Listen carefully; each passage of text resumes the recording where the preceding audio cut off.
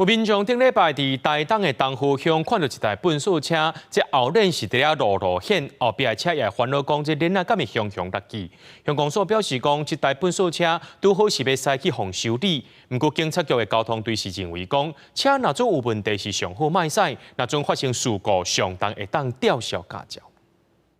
伫东海华公路，这台黄色的奔驰车咧行，按过后边车发现，这台奔驰车正边后车链看起来特别落去，虽然车速无紧，按过也互后边车保持距离，就惊车链熊熊落去。车链行业业者讲，看起来应该是车链损害去，驾驶可能是无发现。它那个好像是有内胎的啦，就是整个都没有气了啊，已经快要脱框了。东湖乡公所表示，这次乡公所为一台掠到清运车，因为为海葵风台过后，伊伫咧清运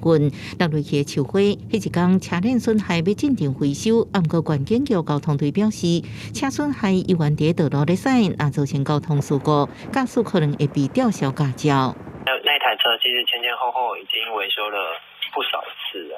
也是为了这个复原的工作，当时那一台车是准备要送去维修。车辆的一些基建设备因为不稳妥或者脱落的时候那其实可以依照《道路交通管理处罚条例》第31条处新台币1000到6000元的罚款那如果致人受伤的话，那就